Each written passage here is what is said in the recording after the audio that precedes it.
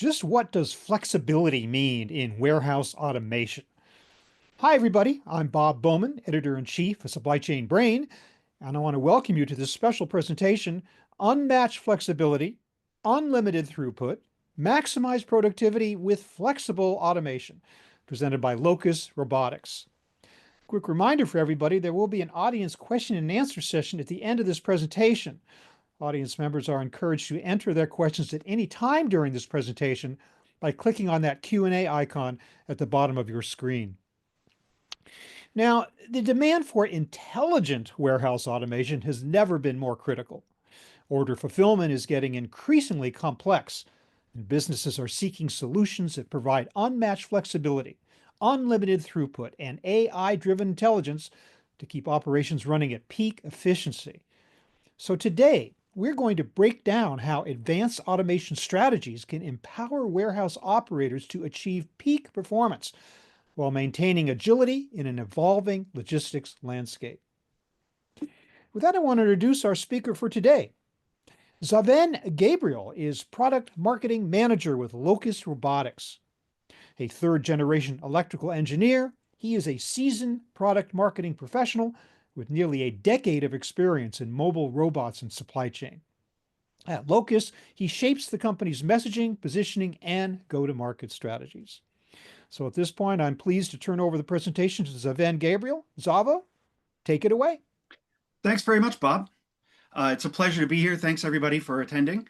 As Bob said, I'm Zaven Gabriel from Locus Robotics, and I want to talk today about a word that gets thrown around a lot in this industry, flexibility.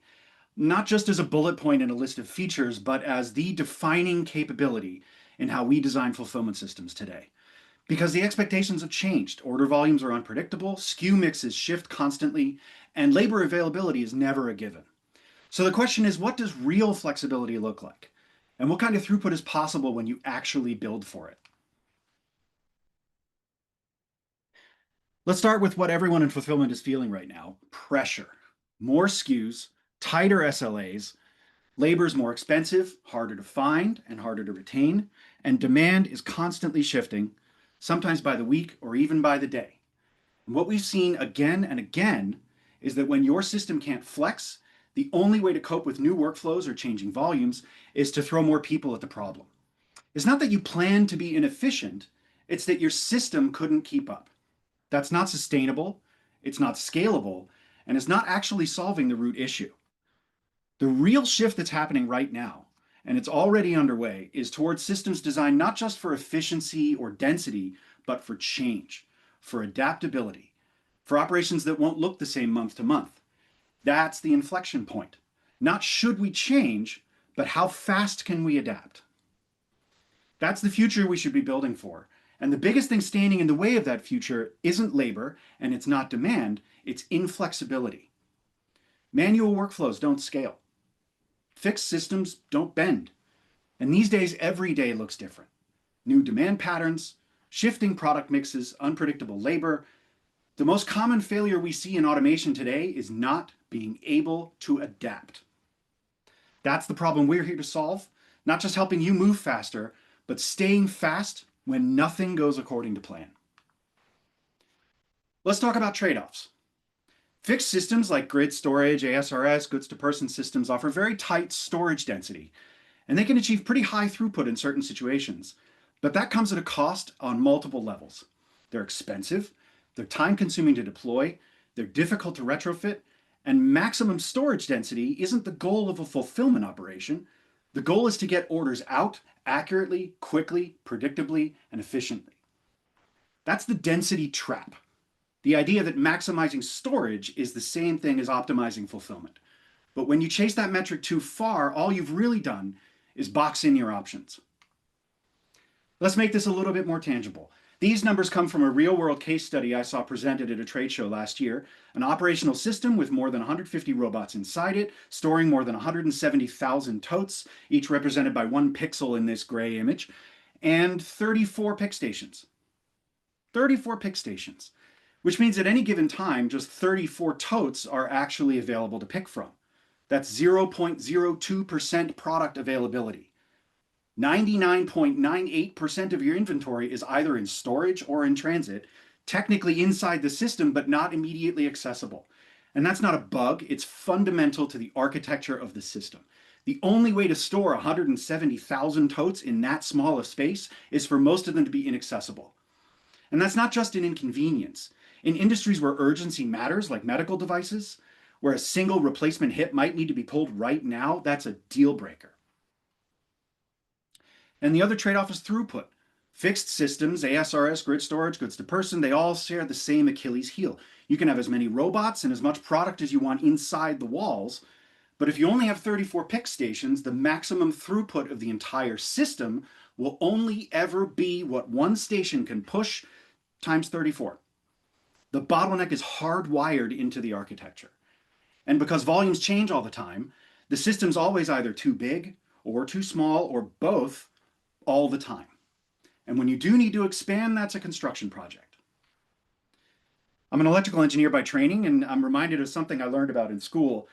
This is a shift register memory chip. It's designed to store as many bits as possible on that piece of silicon, but the processor on another chip can only access data or instructions stored here through a single channel, one bit at a time.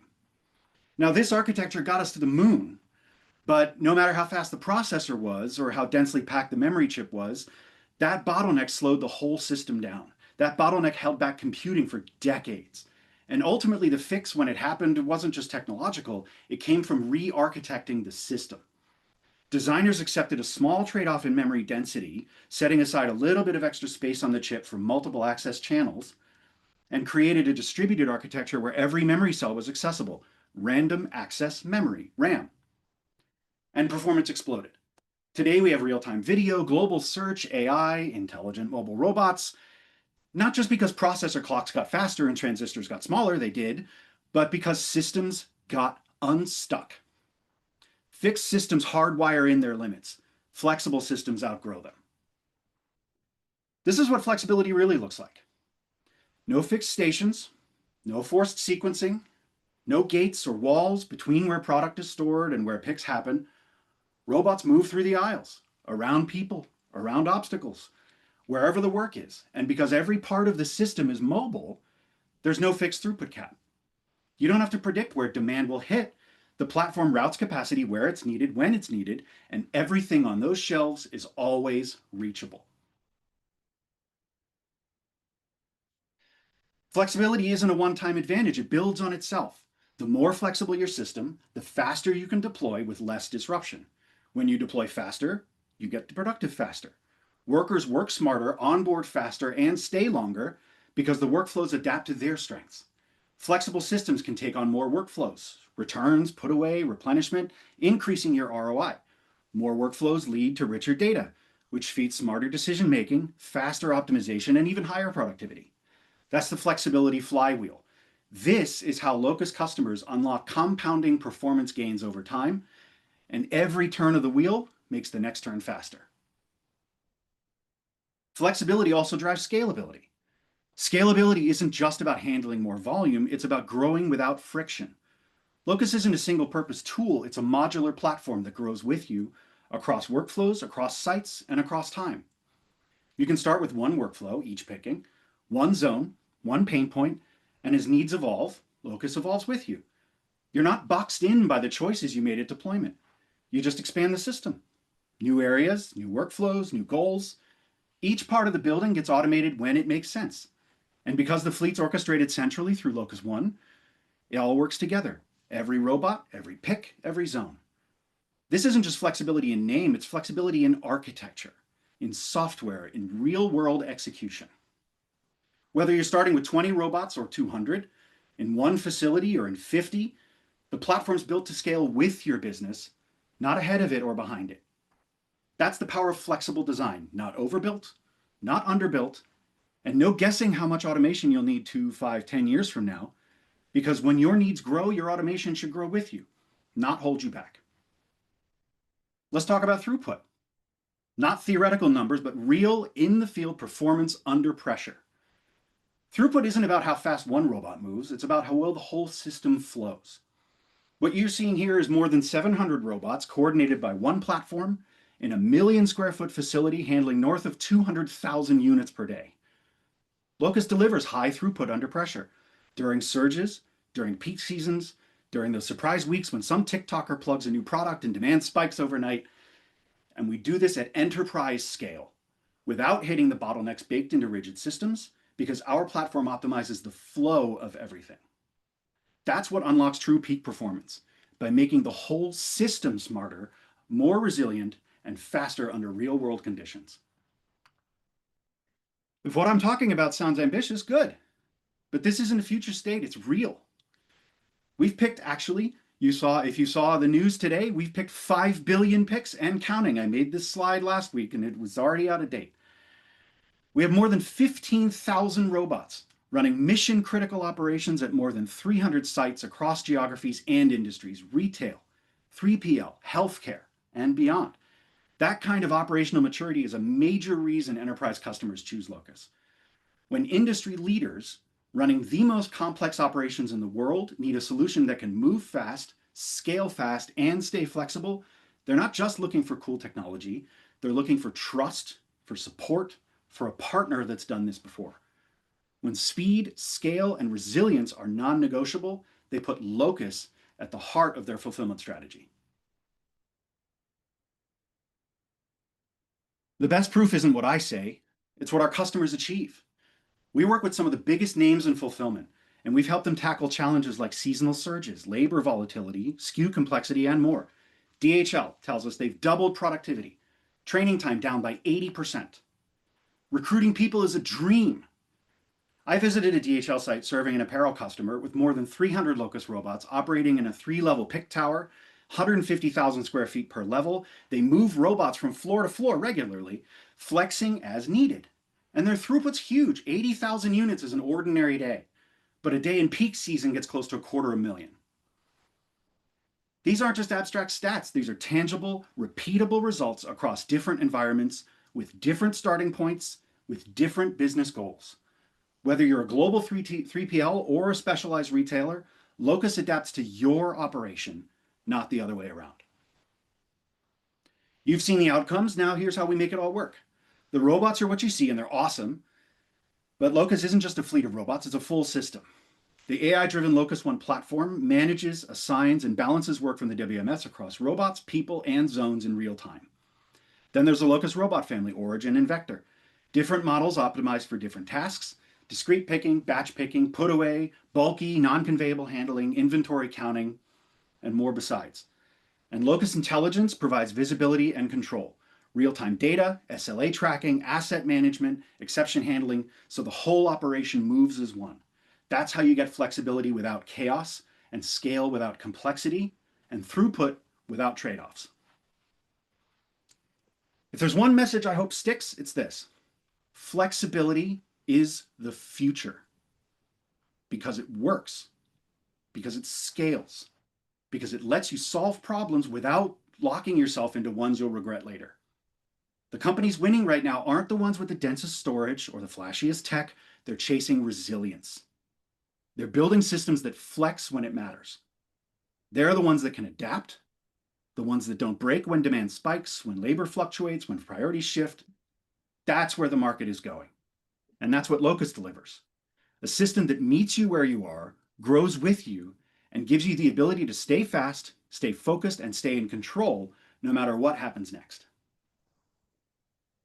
That's the story. We've talked about the critical importance of flexibility, of throughput without trade-offs, and how systems that evolve with you can future-proof your operations in a world that never stops changing. But now I'd love to hear from you. What challenges are you seeing? Where are you feeling pressure? What would flexibility look like in your operation? Let's get into it. Well, thank you so much, Salvo, for that great presentation. You get to hear first from me, though, before we let the audience in, because I have the privilege of Absolutely. now Happy being able to. to ask you a number of questions during the panel discussion portion of our presentation here. Thanks again for that great presentation. That was a lot of detail and a lot of good stuff. I just want to start out by asking, as a journalist in this industry, Salvo, I hear pitches every day with certain words that get repeated all the time. Definitely have that buzzwordy feeling to it. One of them is indeed flexibility. Yeah. Make the argument for me that flexibility is more than just a buzzword in today's fulfillment landscape. Well, for a long time, fulfillment systems were designed to be efficient, but only under stable conditions. Right. Predictable order volumes, predictable labor availability, predictable SKU movement. But that world doesn't exist anymore. And we're in a new reality where demand is volatile, product assortments change constantly, and labor is always tight. Flexibility is not a bonus feature in that involvement in that environment. It's a survival trait. It's what allows operations to adapt not just once but every day, and hour by hour sometimes, as the environment changes. And without that, even the most efficient system is going to break under pressure. And that pressure is real. More SKUs, tighter SLAs, labor, and demands changing weekly, daily, hourly. And traditional systems are not built for that kind of volatility. Fulfillment used to be about efficiency, and now it's about resilience. You need systems that can handle those sudden shifts in volume or in labor without falling apart. And that's why flexibility has gone from a nice to have to a strategic necessity. The companies that adapt the fastest win. At a time of such uncertainty, it's not a question of what's going to happen next year. It's a question of what's going to happen in the next 5 minutes, it feels like. So Absolutely. flexibility is absolutely essential. Thank you for schooling me on that. So I'm a little less cynical these days about that kind of word. Okay, so if storage density is not the best metric for fulfillment performance, what should warehouse leaders focus on instead? Well, that's the tough part. There's no real silver bullet metric. Storage density is easy to measure, and I think that's why it has achieved the prominence that it has. And it's important, but it's not what drives fulfillment success. What matters more is availability. How quickly can you access what you need when you need it? How often is inventory reachable in real time? And then there's throughput per footprint, not just how tightly you store things, but how fast you can move product through that space. Some of us at Locus have used the term pick density to describe this, how much order activity you can support in a given area. It's not a perfect metric yet, but it's getting closer to the right question, which is, are you optimizing for storage or for fulfillment? Because those are two very different goals, and there are a lot of systems that still confuse them. Mhm. Of course, you mentioned earlier, you mentioned that fixed systems often reach a throughput ceiling. Can you expand on how that happens and how flexible systems avoid it? Well, most fixed systems, those goods to person systems, they depend on a small number of high speed pick stations, right? It's this, whether it's a cube style storage or a Kiva style shelf to person thing. There's essentially this walled off box with a fixed number of stations at the perimeter. There's no humans inside; it's just stuff, and they pick at the perimeter. And so even if you have 500 or 5,000 robots flying around behind the scenes, behind that wall, your maximum output is still constrained by the number of those stations and the number of people at those stations. And that's the bottleneck. And expanding it usually means construction, not configuration. Mhm. But flexible systems like Locus work differently. Throughput scales by design because the robots go where the work is. And you increase capacity by adjusting your workflows, not by bolting more steel to the ground or pouring concrete. I see. Well, what are some of the hidden trade-offs that warehouse leaders run into when they over-optimize for rigid systems? Well, one of the big ones is they're building for today's problem and then they lock themselves in when the business shifts. But just as common is the opposite. You're trying to predict the next 5 or 10 years and designing a rigid system around that guess. And that's risky because once it's in the ground, it's hard to change. And if you overbuild, you're sitting on expensive excess capacity. But if you underbuild, you hit the ceiling way too soon. So I've heard the phrase build the church for Easter Sunday a lot at trade shows, and Yeah. that's exactly the trap. And the flexibility gets you a way out of that dilemma. You don't have to get the future exactly right. You just have to stay in a position to adapt when it surprises you. Mhm. Do you think that this whole idea of switching to a flexible system has people thinking differently about actual fulfillment strategy itself? Is it a whole different mindset going on there? Absolutely, it is a mindset shift. Most traditional systems, like I said, are built around efficiency, moving product from A to B as fast as possible, as predictably as possible, but that assumes that the environment is staying stable. But with a flexible system, you're not designing for that one optimal path, you're designing for adaptability. And so Right. you start asking what happens when demand spikes, when the order profile changes, or when I need to stand up a whole new process or a zone tomorrow. The strategy becomes less about locking in a perfect design and more about creating a system that gets smarter and faster and more resilient over time. Okay, I'm going to hit you with another word that often makes me feel like it's a buzzword, Uh-oh. especially these days. I hear it a lot, and that is orchestration. I know what an orchestra is literally, but Yeah. sometimes it's difficult to understand what people are talking about when they apply it to this kind of environment. So please describe to me, for instance, how Locus One actually brings this concept to life in the warehouse? Well, a lot of people hear orchestration and they think it's just task routing, like a traffic cop for robots, and Yeah. in some cases it is. But Locus One is quite a bit more than that. It's a unified platform, hardware, software, the AI intelligence. They're all working together to make that fulfillment operation smarter and more adaptive. Locus One's not just telling bots where to go, it's pulling data from across the warehouse, orders from WMS, inventory, labor availability, and using it to make real-time decisions that keep everything flowing. For example, there's a dashboard in Locus One that says, if you continue at the current pace, are you on track to hit your SLA or not? So I know at lunchtime whether I need to call in extra people for the afternoon shift and not hit 5 p.m. and go, oops, I'm under by 10,000 units. Um, so Locus One is learning from what's happening on the floor. It gets smarter over time with 5 billion picks of data to optimize with. And because it's modular, it scales across multiple workflows and zones without adding complexity. So when we talk about orchestration, we're not just talking about a command center, we're talking about a system that executes and optimizes all at once. And that's where the real performance comes from. Mhm. Again, these are very good concepts to talk about, but when you're in the trenches, when you're on the ground, what exactly does building for change look like, especially when you're trying to quote unquote future-proof, another familiar phrase we hear these Yeah. days? Tell me about what it looks like down there, yeah, the ground level. Well, it looks like optionality. It means you stop building around any assumptions. Instead of locking yourself into one layout or some throughput ceiling, you build something that can evolve.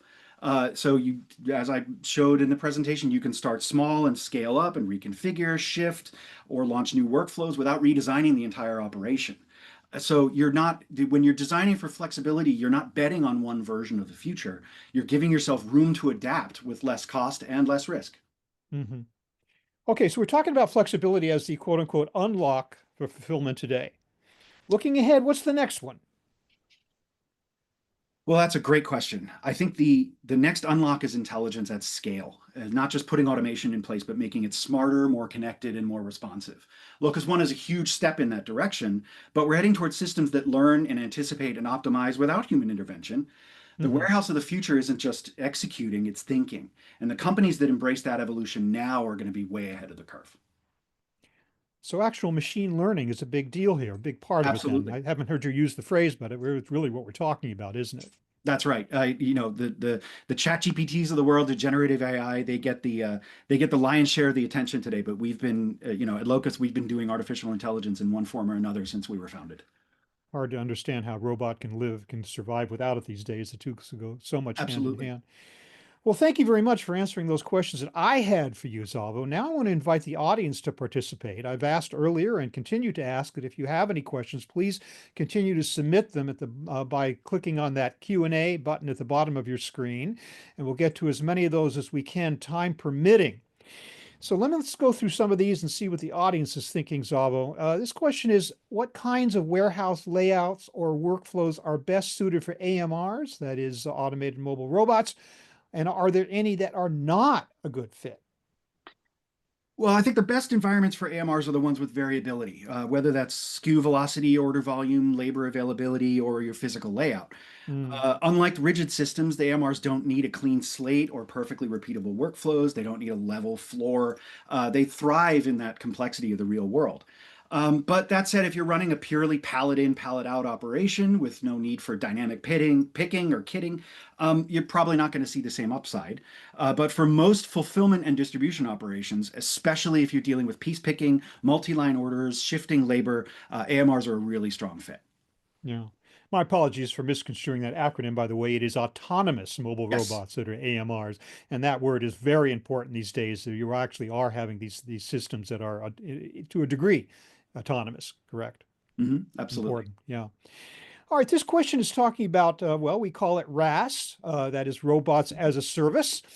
What are the advantages of partnering with a company using a RaaS model over purchasing a solution outright? They're saying, wouldn't it be cheaper long term to buy instead of lease? Well, that logic only holds when nothing ever changes, but fulfillment When is is. that? You're right, exactly. Right. But fulfillment's inherently volatile, right? Demand shifts and your product lines evolve and the labor availability, as I said.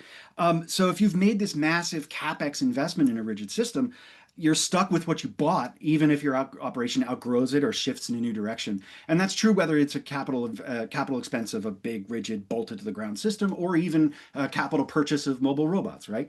But with RAS, with robots as a service, you're buying flexibility. You're not buying metal. You're buying the working robots in your facility. You can scale up, scale down, scale sideways without needing to rebuild or reinvest. And most importantly, you mentioned partnering with a RAS company. Um, you are not on your own. We don't just install and disappear because you bought the robots and we're done. Our incentives are staying aligned with yours because we're tied to your performance and not just a purchase order. And that means continuous tuning, re-optimization. We have a whole team of engineers that are called optimization and solution design that works with you post deployment to make sure you're continuing to get the best out of your deployment. And that's shared accountability over time. You're not buying your just hardware, you're getting the system that evolves with you, supported by a partner that's equally committed to keeping it sharp. Yeah. Interesting question here is how can I measure ROI if I'm looking beyond just labor savings? It's a good question because we focus so heavily on labor Yeah. savings, but there are other aspects that go into the ROI calculation. So talk about that. Absolutely. And labor savings are a huge piece of that picture, but true ROI does go deeper.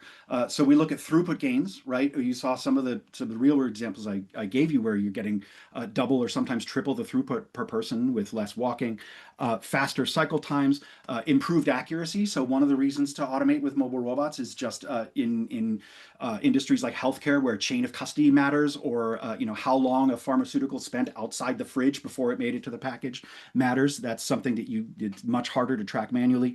And also the much shorter ramp up and training windows, right? Where we take training time for the operators from hours or days to down to minutes. All of that feeds into ROI as much as labor savings does. And then there's the resilience and the risk reduction that may be harder to quantify directly, but being able to handle labor gaps or peak seasons without chaos. And with the RAS model, you're not waiting years to break even because you've made some huge upfront cost. We're delivering value from week one and compounding that value as the system adapts and grows with your operation. Okay, so this question says, how do you ensure that mobile robots don't just get in the way during peak shifts, especially in tight or high traffic zones? It occurred to me too, because you had that, Matt, you were telling us about how these robots function at the same time humans are in the facility as well. Yeah. What prevents flexible systems from becoming chaotic systems? Well, that's a totally fair concern, and we hear it a lot. But the key difference is that Locus, we're not treating the robots as a mindless swarm, right? It's a centrally orchestrated Hmm. system. Every bot is part of a coordinated flow that's adapting in real time. And so during peak hours, the system actually gets smarter. It's dynamically rerouting traffic, adjusting the timing of tasks, and ideally preventing congestion before it starts.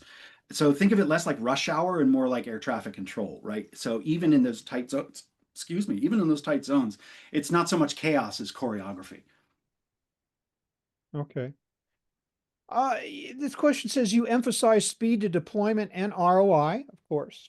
Mhm. But how does Locus handle integration with existing WMS, warehouse management software, or legacy systems? Good question.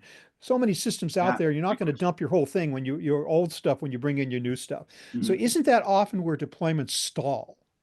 Yeah, that integration is where a lot of automation projects hit some friction, and so that's why, and again, why it's important to approach this as a partnership, excuse me, instead of a product drop off.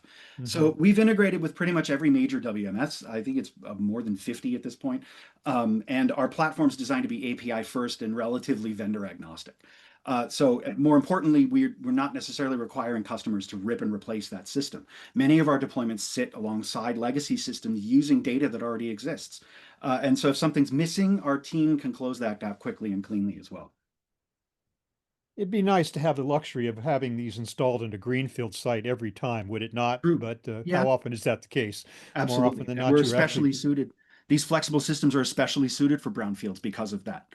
Yeah, and I'm assuming, I'm just asking this question myself, that Mhm. the challenge of introducing extensive new technology while a warehouse is actually up and running, that must be something you face every day, but you do manage to Absolutely. make it work. We do indeed. Yeah, we often deploy with little or in some cases no disruption to existing operations. Great. All right, this question says, in a facility running multiple workflows, such as picking, put away, returns, etc., how do you prioritize competing demands for robots? And is there a risk of cannibalizing your throughput? Well, this is where orchestration shows its value, I think. I hate to dive back on that buzzword, but we did talk about it. It's because everything's running through Locus One. You're not assigning the robots manually or hoping they get it right. You're prioritizing outcomes. Hmm. So if order picking's on fire, the system is shifting capacity towards that. If returns or put away are lagging, it's rebalancing. So the platform's using real-time data, the targets, if you have a particular SLA you need to hit, I mentioned that before, and your own business rules to make those calls continuously. So the workflows don't really cannibalize each other. They're cooperating. Questioner says you showed impressive pick volumes during surges, but what happens if half your fleet is down? How resilient is the system to failures or disruptions? Well, we designed for resilience from the ground up. So if a robot goes offline, the system reassigns its work. If a whole zone's blocked, it reroutes around it. There's no single point of failure. So with Locus, you're running this decentralized fault-tolerant fleet, and that flexibility gives you options, right? It's not this walled-off system where if something breaks, you're hosed until you can get it back online. And you know, mobile robots running independently on batteries means you don't necessarily care if the power goes out either. And to that point, if half the fleet's down, something probably more serious is happening in the rest of the warehouse that maybe you're pausing your entire fulfillment operation at that point. Um, Hmm. but even in that worst case scenario, the system still works. Every location is still pickable, is still available. You can even go fully manual if you really need to, right? If for some reason every single robot is down and the Marine Corps isn't coming into the warehouse, you can still pick manually. You're of course not going to hit the same throughput, but you're not dead in the water, and that's a huge difference from these walled off systems that rely on sort of a central location. Because when they go down, everything stops. I also think one of the advantages maybe of a RAS robots as a service solution is that you can cycle them in and out for maintenance, Absolutely. so that you don't, so that if you're keeping them up to scratch maintenance wise, you have less of a chance of them going down in the middle of operation. That's So, absolutely right. So if there's a robot if there's a robot that needs repairs beyond what can be accomplished at the site, you ship it back to us. We ship you a new one, and you're ready to go. right. Questioner says some providers claim that robots in flexible systems spend too much time idle. Are they calling robots lazy? What is this? Or waiting for tasks, especially in RAS models. How do you ensure high robot utilization without micromanaging the fleet? Well, that myth does pop up a lot, often from competitors with slightly different business models. But the truth is that utilization isn't it's not really right to think about utilization of a single robot, right? Hmm. It's not about how often any single robot is moving. It's about how well the system is flowing. And so the Locus robots are assigned work based on real-time demand and priorities that are specific to the site.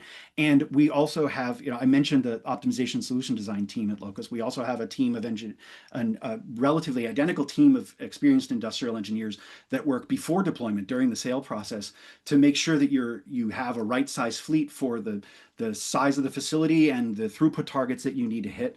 And because we operate on that RAS model, we're not just incentivized to flood your site with bots and walk away. We're incentivized to optimize your performance. So right sizing the fleet is really important. We have those teams, like I said, two separate teams, one for pre and one for post deployment, that are dedicated to right sizing the fleet and tuning your deployment. So the system stays lean because it's constantly learning. You're getting the right number of bots and not the most.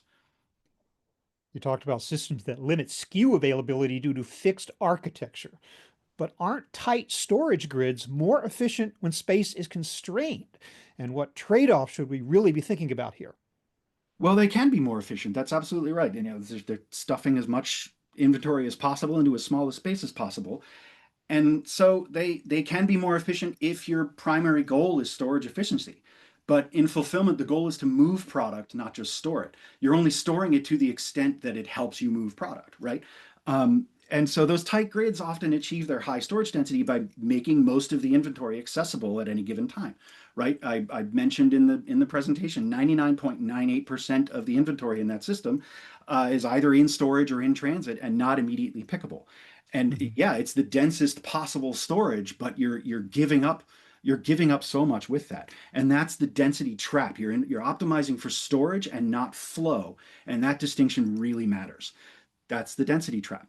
It's efficient on paper, but if it throttles throughput or limits your flexibility or prevents your rapid SKU access, I think it's a net loss. Yeah. Questioner says, does flexibility mean delivering all custom features to the client? They're saying in this case, teams will be busy with designing and implementing different solutions at the same time. This will Hmm. make the cost of design higher and the total cost of the system long and the total time of implementation longer. What do you say to that?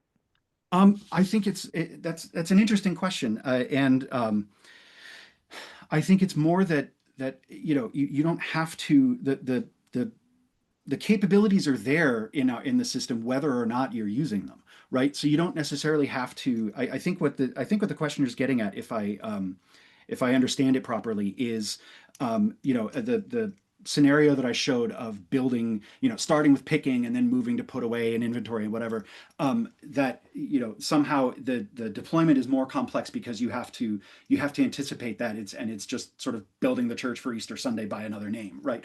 And Hmm. that's not the case. There are plenty of deployments of Locus robots that are only picking, and the fact that the robots in the system are also capable of put away and inventory counting and point to point transport doesn't really add complexity to the system, and it doesn't add time to the deployment simply because they have features that particular customer isn't using. My apologies for tripping over that acronym. Our last questioner used TTM, time to market. That's what I see. that's what they were asking about. So it I doesn't see. change your answer really, does it? No, no, not at all. We started with, at Locus, we started with picking and we expanded as we were able to as well. So, we're doing put away. Put away it's a substantial percentage of these 5 billion picks, but it's not a huge percentage because we've only been doing it for a couple of years, whereas we've been picking for a number more years. But it didn't affect our time to market, right? We went to market with the capabilities we had, and we've been adding them over time, and our customers have gained those capabilities, whether or not they've needed them, as we roll things out. That's also the beauty of RAS, right? Yeah. Here's a question that comes from the world of the omni-channel. Ah. Question is, many retailers today are managing both physical retail and online fulfillment. That is true, Mhm. requiring dedicated inventory and significant holding costs. Do you see flexibility in whether a Locus system can support both fulfillment of online orders and replenishment of stores via internal distribution networks? Yeah, and in fact, there are cases where we're doing that today. So we have, our original robots, the Origin robots, they are very very good at a number of things, but they're especially proficient at each picking for e-commerce and that sort of retail channel. But we also have higher capacity robots like Vector that can handle cases and pallets, and you can be doing the same. You can be running those same workflows in the same building. Yeah. Absolutely. Yeah, we can do it and we are doing it today. Another interesting question here. Where do you see simulation coming into play for optimizing parameters like number of bots, types of bots, and warehouse layout? I mean, we hear a lot these days about digital twins, about what if scenarios Mhm. that are enabled by artificial intelligence. How would you answer this questioner? I think simulation is great. We have a number of efforts internally to boost our capabilities in that regard. When I first got um, into this business at a previous company, it was a very complicated spreadsheet that would spit out the number of robots you needed based on your various throughput things, and that gets you so far, right? You have engineers looking at a CAD and understanding how long the route is and how long it takes, and therefore how many robots you need to sustain that throughput. And those tools are evolving. So we've moved from spreadsheets to simulation, and we're beefing up our capabilities in that regard. And the more we can do, I mentioned that we have teams of engineers, both pre-sale and post-deployment, working on optimizing your fleet. These are exactly the kinds of tools that those engineers are using, and we have a pretty substantial effort internally to build capacity there. Thank you. Questioner says, do your systems typically conduct discrete order picking, that is, one order at a time, or batch picking? Both. So again, we started back in the day when Locus was first founded. That was each picking was the first workflow that we really wanted to nail. But batch picking absolutely works. The robots themselves fundamentally, Locus One is handling those workflows. And so the robots, the Origin robot can hold 80 pounds of anything, and that can be, each is in individual bins, or it can be one bucket with a whole bunch of stuff in it. And so the way we would do each picking and batch, I mentioned, for example, the site that I mentioned that was the three-level mezzanine where they're moving robots in between floors sometimes. Uh, that happens occasionally, but what happens more often is when an order comes in that has product that's stored on multiple levels, they'll do what's called pick and pass, where you pick what you need from level 3, and then you take the inventory off that bot, move it down a level, put it on another bot, and pick on level 2. And so that whether it's each picking or batch picking and then consolidating outbound or whatever, we support all of those workflows, and we have multiple sites around the world that are doing those, sometimes the same in the same facility, and the bots will flex between each. All depends Thanks. on what container you load them with. Yeah, yeah, okay. The questioner says, what would you say to those who are hesitant about integrating AI from Locus into their WMS due to security concerns? That's an excellent question. We Yeah. actually it's funny, we just filmed a video. If you look at our recent posts on LinkedIn, I think we put this up last week or the week before. We have a phenomenal head of enterprise security, risk, and compliance, who keeps us very much on our toes as far as data security. We take that incredibly seriously at Locus, and I think our reputation stands with anybody on that. And so Fawad, in that short video, will go into a little bit more detail about exactly how we do what we do to maintain the security of our customers' data. But it's an absolutely valid concern, and it's one that we take very seriously at Locus. Well, thank you very much for that. Unfortunately, I am the deliverer of bad news here, and that is that we were just about out of time. It's been a great discussion, really educational for me and for our audience, and I want to thank you so much, Zavo, for that, as well as a very good, robust audience participation. Some great questions there Absolutely. as well. We do have time for one final question. I'm going to hit you with it now, Zavo. Good. Drink of water will be Mm, needed before you answer this one. absolutely. Okay, here we go. For fulfillment leaders feeling pressure on every front, what is the smartest move they can make today to stay fast, stay competitive, and stay in control for tomorrow? Well, thanks, Bob. I think it's remembering that the systems that we built for yesterday's challenges weren't designed for what fulfillment looks like today. Not for this pace, not for this complexity, and definitely not for this much change. But we've seen this before in tech, in infrastructure, in supply chains. You optimize everything for stability and efficiency, and then the world shifts. Hmm. And suddenly the system that worked beautifully becomes the system that can't flex at all. And that's the trap. And the way out every time is flexibility, not tacked on, but baked in. A system that adjusts when demand surges, when labor drops, when priorities flip. And that's what we've built at Locus, and it's what we're continuing to build toward. Not just solving for the workflows you have today, but giving you a platform that compounds value over time because it's evolving as fast as you are. We just hit 5 billion picks, as I said, and what matters isn't just this number, it's that we've reached it by growing with our customers and by staying fast and focused as their world keeps changing. The future is not going to reward rigidity, it rewards readiness, and flexibility is how you get there.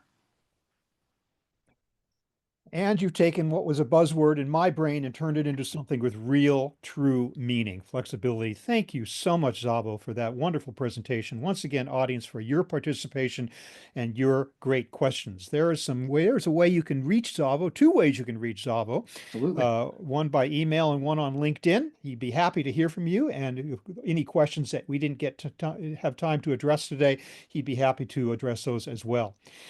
Here is something, a bonus for all of you audience members to learn more about the benefits of P2G, that is person to goods automation. You can scan this QR code below to download an ebook. And if you're unable to get your phones out within the next few seconds, don't worry about it. This will be sent to all all audience participants after the conclusion of this seminar, which is right now. Once again, thanks to everybody. for a wonderful session. Everybody, have a great day. Thanks so much. We'll see you soon.